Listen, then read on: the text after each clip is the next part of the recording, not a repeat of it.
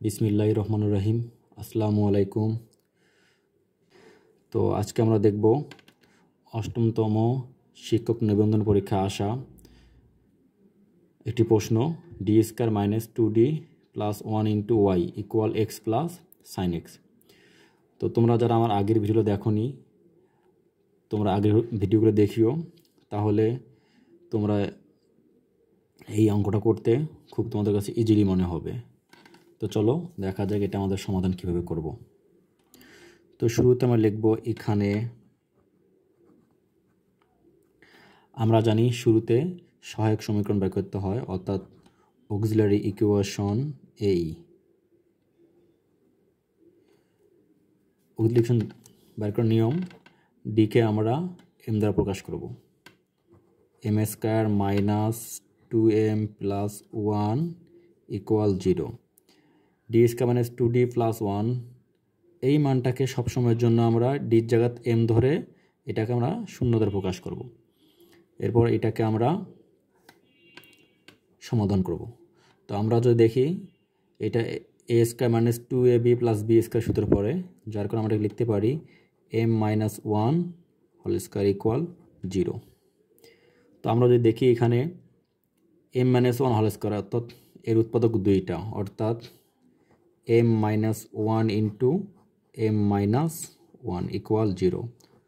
অতএব এখান থেকে আমরা লিখতে পারি এম ইকুয়াল 1,1। তো আমরা জানি যদি এম এর মান ডাবল হয় অর্থাৎ একই হয়, তাহলে সেটাকে নিয়ম আমরা জানি। অতএব আমরা লিখব, অতএব আমরা জানি কমপ্লিমেন্টারি ফাংশন ওয়াইসি ইকুয়াল, এম এর মান একই হয়, তাহলে আমরা এটাকে লেখার নিয়ম জানি। আমি একটু এদিকে দেখাচ্ছি। যদি এম এর মান ধরলাম দুইটাই এ কমা এ, তখন এটাকে আমরা এভাবে প্রকাশ করতে, c1 plus c2 into x into এর পাওয়ার এ এক্স, তখন এটাকে আমরা এভাবে প্রকাশ করব। অর্থাৎ এম এর মান যদি একই হয় তাহলে আমরা প্রথমে লিখব c1 plus c2 into x into এর পাওয়ার এক্স। আর যদি একই না হয় সেই ক্ষেত্রে আমরা লিখতে পারি, আমরা ধরলাম এম এর মান এ বি, এই ক্ষেত্রে আমরা লিখব c1 এর পাওয়ার এক্স প্লাস c2 বির c2 এর পাওয়ার bx। তো আমরা এইভাবেই লিখব। আমরা যদি একাধিক মান পাই এভাবেই লিখব আমরা। তো আমাদের যেহেতু এম এর মান দুইটা একই 1 1, এই ক্ষেত্রে আমরা উপরের সূত্রটা প্রয়োগ করব এখানে আমরা। তো আমরা লিখতে পারি c1 plus c2 into x into এর পাওয়ার এক্স, অর্থাৎ c1 plus c2 into x এর পাওয়ার এ হলো আমাদের 1, মানে 1x অর্থাৎ এক্স। তো আমাদের ওয়াইসি বের হয়ে গেল। তো এরপর আমরা বাইর করব, আমরা লিখব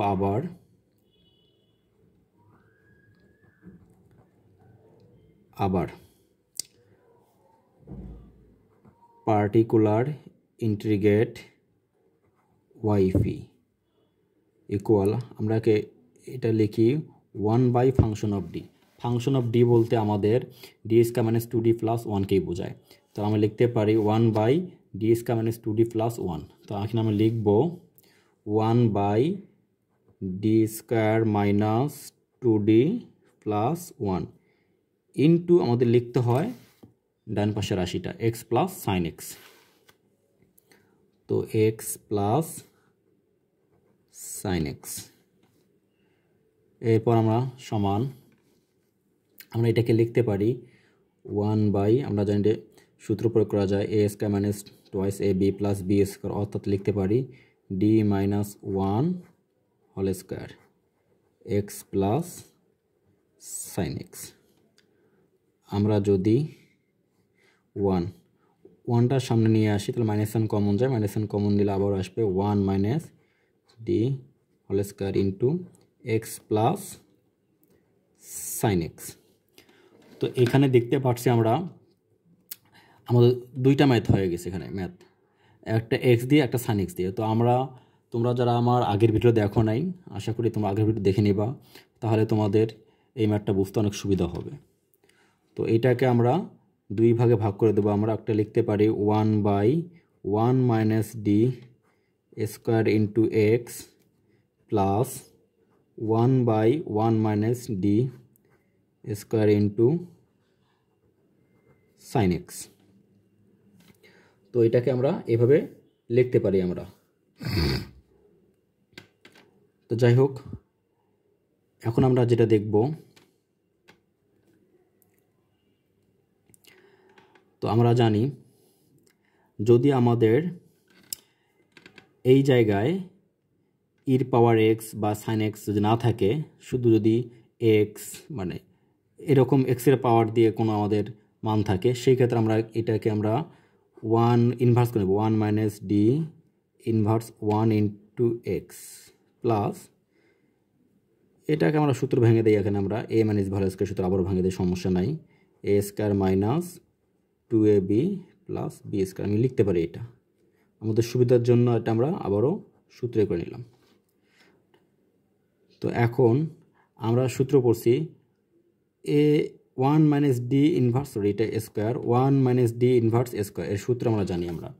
তো আমরা জানি, আমি যদি তোমাদের লিখে দেখাই যে 1 মাইনাস ডি ইনভার্স 1 এর সূত্র হলো 1 plus D square plus dot, আর যদি প্লাস দেয় 1 প্লাস ডি ইনভার্স 1, তোমরা লিখতে পারি 1 minus D plus D square minus dot. যদি আমাদের 1 মাইনাস ডি ইনভার্স 2 হয়, তাহলে লিখতে পারি 1 plus twice D plus 3d square plus dot. যদি আমাদের 1 প্লাস ডি ইনভার্স 2 হয়, এটাকে আমরা লিখতে পারি 1 minus twice D plus 3d square minus dot. অর্থাৎ মাইনাস থাকলে সবগুলোই আমাদের প্লাস, আর প্লাস থাকলে আমাদের প্লাস মাইনাস পর্যায়ক্রমে চলবে আমরা। তো যেহেতু এখানে আমাদের 1 মাইনাস ডি ইনভার্স স্কয়ার 2 আছে, অথবা 1 মাইনাস ডি ইনভার্স 2 আছে, সুতরাং আমরা এই সূত্রটা প্রয়োগ করবো এখানে আমরা। তো এই ক্ষেত্রে আমরা জানি, তাহলে আমি লিখতে পারি, তাহলে আমরা এখন এই সূত্রটা প্রয়োগ করবো এখানে আমরা। তো আমরা জানি 1 মাইনাস ডি ইনভার্স 2, এটাকে আমরা লিখতে পারি 1 plus D plus D square plus dot. প্রশ্ন হলো এটাকে আমরা কতদূর পর্যন্ত বিস্তৃত করবো আমরা। তো এখানে আমাদের এক্সের পাওয়ার 1 ছিল, সুতরাং আমরা এখানে ডি পর্যন্ত বিস্তৃত করলেই আমাদের হয়ে যেত আমাদের। তো সমস্যা নাই, আমরা যেহেতু করে ফেলেছি, ইন্টু এক্সের এক্স প্লাস, আমরা সাইন এক্স কস এক্স এই টাইপের অঙ্কগুলোও তো দেখেছিলাম। যদি আমাদের এই টাইপ থাকে যে এই জায়গায় সাইন এক্স বা কস এক্স থাকে যদি, তখন আমার এক্সের সহগকে ডি স্কয়ারের জায়গা মানে মাইনাস এ স্কয়ার বসে। যদি আমাদের এক্সের সহগ আমরা এ দ্বারা প্রকাশ করি, তাহলে এই ক্ষেত্রে আমাদের প্রয়োগ করতে হবে ডি স্কয়ারের পরিবর্তে -1। তো তাহলে এখানে আমি লিখতে পারি 1/1 minus twice D plus D square পরিবর্তে, যেহেতু এক্সের সহগ 1 আমরা লিখব -1 square into sine x.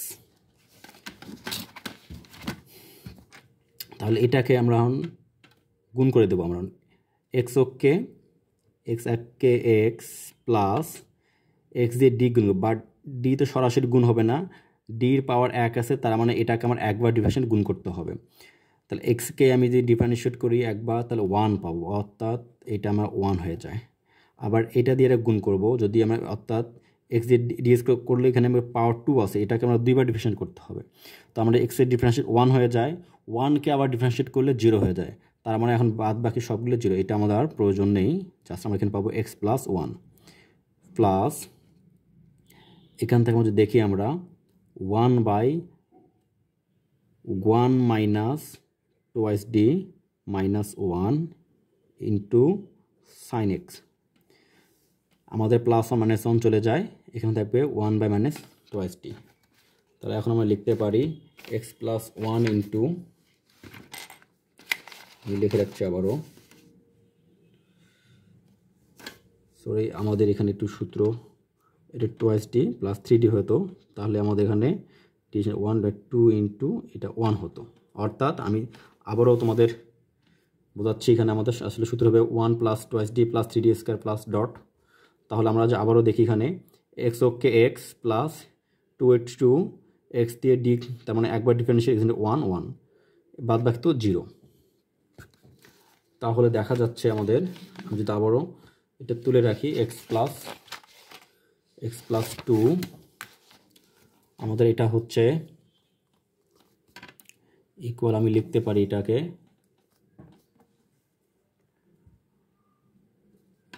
Equal x plus 2 into plus 1y, plus 1 minus 1 চলে যাবে, এখান থেকে minus 2d into sine x minus 2d into sine x equal x plus 2 into plus মাইনাসে minus 1/2d into sine x, x plus 2 minus half, আমার আলাদা করে নিলাম এখানে আমি। যদি আমাদের নিচে শুধুমাত্র ডি থাকে, আমি আগের ভিডিওগুলোতে দেখাইছিলাম যে শুধু যদি আমাদের এখানে ডি থাকে, অর্থাৎ ডি এর পাওয়ার এন থাকে, অর্থাৎ ডি এর সাথে কোনো রকম যোগ বিয়োগ কিছু নাই, তাহলে শুধুমাত্র আমাদেরকে কি করতে হবে, এই সাইন এক্স বা কস বা অর্থাৎ এইদিকে যেই রাশিটা থাকুক না কেন, এটাকে আমাদের ইন্টিগ্রেশন করতে হবে আমাদেরকে। আর যদি দেখা যায় এখানে ডি এর সাথে যোগ বিয়োগ কিছু থেকে থাকে, তাহলে এটাকে আমরা এ স্কোয়ার মাইনাস বি স্কোয়ারের সূত্র প্রয়োগ করবো এখানে আমরা। যেহেতু আমাদের ডির সাথে কোনো রকম যোগ বিয়োগ কোনো রাশি নাই, তার কারণে এটাকে আমরা, যেহেতু ডির পাওয়ার 1 আছে, এটাকে আমরা আবার ইন্টিগ্রেশন করতে হবে আমাদেরকে। তাহলে নিচে শুধুমাত্র ডি থাকলে, ডি এর পর আমি যদি এটাকে ডি এর পর এন দ্বারা বোঝাই, ডি এর পর এন থাকলে শুধুমাত্র তখন এটাকে আমাদের কি করতে হবে, আমাদের ইন্টিগ্রেশন করতে হবে। আর উপরে ডি থাকলে এটাকে তখন আমাদের ডিফারেন্সিয়েট করতে হয়। তাহলে যেহেতু আমাদের শুধু ডি আছে, তাহলে এটাকে আমি একবার হরে ডি আছে, তার মানে এটাকে আমি একবার ইন্টিগ্রেশন করব। তো আমরা জানি সাইন এক্সের ইন্টিগ্রেশন হয় মাইনাস কস এক্স, আমাদের ডির কারণে, নিচে ডি এর কারণে সাইন এক্সের আমাদের ইন্টিগ্রেশন হয়ে গেল আমাদের এখানে। তাহলে আমি লিখতে পারি ইকুয়াল এক্স প্লাস 2 ইন্টু মাইনাসে প্লাস লিখতে পারি cos x বাই 2। তাহলে আমাদের নির্ণয় মান বের হয়ে গেছে। অতএব আমরা লিখতে পারি general solution GS Y equal, আমরা জানি ওয়াইসি প্লাস ওয়াইপি, আমরা যে মানটা বের করলাম এটা হলো ওয়াইপি এর মান। অতএব আমি লিখতে পারি ইকুয়াল ওয়াইসির মান আমরা এখানে বের করছিলাম c1 plus c2 into x into ইর পাওয়ার এক্স, অর্থাৎ এটাকে আমি লিখব c1 প্লাস c2x ইন্টু ইর পাওয়ার এক্স প্লাস, আর ওয়াইপির মান তো আমরা পেয়ে গেছি, আমরা X plus 2 plus cos x by 2। এটাই হলো আমাদের নির্ণয় সমাধান। তোমরা যদি কেউ না বুঝে থাকো তাহলে আমাকে কমেন্ট করবা, আমি তোমাদেরকে বোঝার চেষ্টা করব। আশা করি ভিডিওটা তোমরা বুঝতে পেরেছো। তোমরা যারা আমার আগের ভিডিও দেখো নাই, দেখে নেবা। আজ এই পর্যন্ত, আল্লাহ হাফেজ।